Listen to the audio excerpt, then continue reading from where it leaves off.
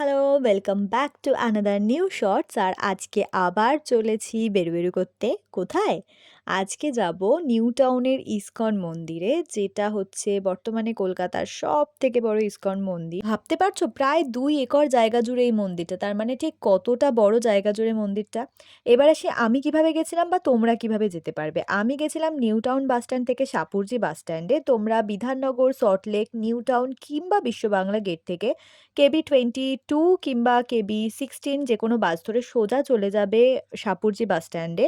আর সেই মোড়ে এরকম প্রচুর টোটো রয়েছে, 10 টাকা ভাড়া নিয়ে তোমাদেরকে সোজা ইসকনের গেটে পৌঁছে দেবে। যদিও মূল মন্দির বাদে মন্দিরের অধিকাংশ কাজই এখনো বাকি আছে, কিন্তু এই মূল মন্দিরটাও খুব বেশি দিনের পুরনো নয়। গত বছর জুন মাসে মন্দিরের ওপেনিং হয়।